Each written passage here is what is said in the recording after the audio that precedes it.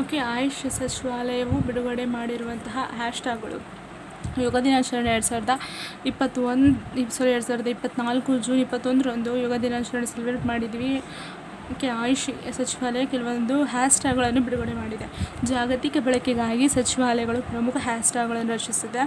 Hashtag international day of ಯೋಗ 2024, ಅದೇ ರೀತಿ hashtag yoga for self and society and hashtag yoga with family ಮತ್ತು hashtag IDY 2024. ಈ 4 ಹ್ಯಾಶ್ಟ್ಯಾಗ್ಗಳನ್ನು ಆಯುಷ್ ಸಚಿವಾಲಯ ಬಿಡುಗಡೆ ಮಾಡಿದೆ. ನೆಕ್ಸ್ಟ್, ವಿದೇಶಗಳಲ್ಲಿ ಯೋಗ ದಿನಾಚರಣೆ ಸೆಲೆಬ್ರೇಟ್ ಮಾಡಿದ್ದಾರೆ.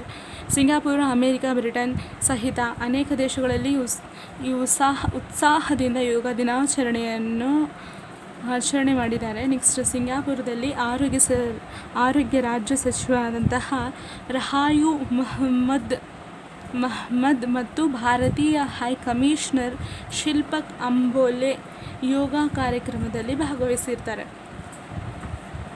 ನೆಕ್ಸ್ಟ್, ನ್ಯೂಯಾರ್ಕ್ನ ಟೈಮ್ಸ್ ಸ್ಕ್ವೇರ್ ಅಲೈನ್ಸ್ ಸಹಯೋಗದೊಂದಿಗೆ ಭಾರತೀಯ ಕನ್ಸಲೇಟ್ ಕಚೇರಿ ಟೈಮ್ಸ್ ಸ್ಕ್ವೇರ್ನಲ್ಲಿ ಯೋಗಾಸನ ಪ್ರದರ್ಶನ ಮಾಡಿದರು. ನೆಕ್ಸ್ಟ್, ಸಶಸ್ತ್ರ ಪಡೆಗಳಿಂದ ಯೋಗ ದಿನಾಚರಣೆ ಸೆಲೆಬ್ರೇಟ್ ಮಾಡಲಾಯಿತು.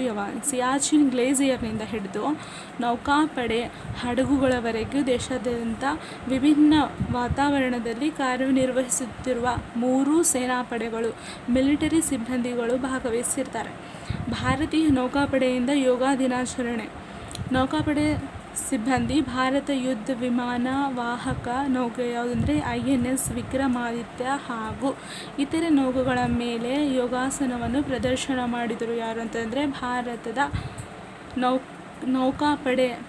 ಓಕೆ, ನೆಕ್ಸ್ಟ್, ಯಾವ ವಾಹಕ ನೌಕೆ ಮೂಲಕ ಅಂದರೆ INS ವಿಕ್ರಮಾದಿತ್ಯ. ನೆಕ್ಸ್ಟ್, ತಮಿಳುನಾಡಿನ ರಾಮೇಶ್ವರಂನಲ್ಲಿ ಜನರ ಗುಂಪೊಂದು ಜಲ ಯೋಗವನ್ನು ಪ್ರದರ್ಶನ ಮಾಡಿ ಗಮನ ಸೆಳೆದಿರ್ತಾರೆ. ನೆಕ್ಸ್ಟ್, ಜಲಯೋಗ ತಾರೆ ಡಾಕ್ಟರ್ M ಸವಿತಾ ರಾಣಿಯವರಿಗೆ ಪ್ರತಿಷ್ಠಿತ ಅಕ್ವಾಟಿಕ್ ಸ್ಟಾರ್ ಆಫ್ ಜಲಯೋಗ ಪ್ರಶಸ್ತಿ ನೀಡಲಾಯಿತು. ಮುಂಬೈಯಲ್ಲಿ ನಡೆದಂತಹ ವರ್ಣರಂಜಿತ ಕಾರ್ಯಕ್ರಮದಲ್ಲಿ ಖ್ಯಾತ ಜಲ ಯೋಗಪಟು ಅನನ್ಯ ಸಾಧಕಿ ಡಾಕ್ಟರ್ ಸವಿತಾ M ಅವರಿಗೆ ಅಕ್ವಾಟಿಕ್ ಸ್ಟಾರ್ ಆಫ್ ಜಲಯೋಗ ಪ್ರಶಸ್ತಿ ನೀಡಿ ಗೌರವಿಸಲಾಯಿತು. ಸವಿತಾ ಅವರಿಗೆ ಮಹಾರಾಷ್ಟ್ರದ ರಾಜ್ಯಪಾಲರಾದಂತಹ ರಮೇಶ್ ಬೈಸ್ ಅವರು ಈ ಪ್ರಶಸ್ತಿ ಪ್ರದಾನ ಮಾಡಿರ್ತಾರೆ. ಡಾಕ್ಟರ್ ಸವಿತಾ ರಾಣಿಯವರು ಬೆಂಗಳೂರಿನ ರಾಮಯ್ಯ ಇನ್ಸ್ಟಿಟ್ಯೂಟ್ ಆಫ್ ಟೆಕ್ನಾಲಜಿ ಸಿಬ್ಬಂದಿಯಾಗಿದ್ದಾರೆ. ನೆಕ್ಸ್ಟ್, ಅಂತಾರಾಷ್ಟ್ರೀಯ ಯೋಗ ದಿನ ಆಚರಣೆ ಹಿನ್ನೆಲೆ ಮತ್ತು ವಿಕಾಸ ಯಾವ ಥರ ಆಗಿತ್ತಂದರೆ, ಮೋದಿಯವರು ಅಂತಾರಾಷ್ಟ್ರೀಯ ಯೋಗ ದಿನ ಆಚರಣೆ ಪ್ರಸ್ತಾಪವನ್ನು 2014 ಸೆಪ್ಟೆಂಬರ್ 27ರಂದು ವಿಶ್ವಸಂಸ್ಥೆಯ ಸಾಮಾನ್ಯ ಸಭೆಯಲ್ಲಿ ಭಾಷಣ ಮಾಡುವುದರ ಸಂದರ್ಭದಲ್ಲಿ ಉತ್ತರ ಗೋಳಾರ್ಧದಲ್ಲಿ ಅಧಿಕ ಹಗಲನ್ನು ಹೊಂದಿರುವ ದಿನವಾದಂತಹ ಜೂನ್ 21ರಂದು ಯೋಗ ದಿನವನ್ನಾಗಿ ಆಚರಿಸಲು ಪ್ರಸ್ತಾಪಿಸಲಾಯಿತು. ಯಾವಾಗ ಅಂದರೆ 2014 ಸೆಪ್ಟೆಂಬರ್ 27. ಎಲ್ಲಿ ಅಂತಂದರೆ ವಿಶ್ವಸಂಸ್ಥೆಯ ಸಾಮಾನ್ಯ ಸಭೆಯಲ್ಲಿ. ಯಾರು? ಪ್ರಧಾನಿ ನರೇಂದ್ರ ಮೋದಿ. ಉತ್ತರಾರ್ಧಗೋಳದಲ್ಲಿ ಅಧಿಕ ಹಗಲನ್ನು ಹೊಂದಿರುವಂತಹ ದಿನವಾದ ಜೂನ್ 21ರಂದು ಅಂತಾರಾಷ್ಟ್ರೀಯ ಯೋಗ ದಿನಾಚರಣೆ ಮಾಡುವ ಉದ್ದೇಶ ಯಾರಿಗಿತ್ತಂದರೆ ಪ್ರಧಾನಿ ಮೋದಿಯವರಿಗಿತ್ತು. ನೆಕ್ಸ್ಟ್, ವಿಶ್ವಸಂಸ್ಥೆಯಿಂದ ನಿರ್ಣಯ ಅಂಗೀಕಾರ. ಪ್ರಧಾನಿ ಮೋದಿ ಅವರು ಪ್ರಸ್ತಾಪಿಸಿದ 3 ತಿಂಗಳೊಳಗಾಗಿ ಅಂದರೆ 2014 ಡಿಸೆಂಬರ್ 11ರಂದು ವಿಶ್ವಸಂಸ್ಥೆ ಸಾಮಾನ್ಯ ಸಭೆಯು 193 ದೇಶಗಳು ಮತ್ತು 173 ಸಹ ಪ್ರಾಯೋಜಕ ರಾಷ್ಟ್ರಗಳು ವಿಶ್ವಸಂಸ್ಥೆಯ ನಿರ್ಣಯವನ್ನು ಸರ್ವಾನುಮತದಿಂದ ಅಂಗೀಕರಿಸಿದವು. ಈ ಮೂಲಕ ಅಧಿಕೃತವಾಗಿ ಜೂನ್ 21ರಂದು ಅಂತಾರಾಷ್ಟ್ರೀಯ ಯೋಗ ದಿನವನ್ನಾಗಿ ಆಚರಣೆ ಮಾಡಲಾಗ್ತಾ ಇದೆ.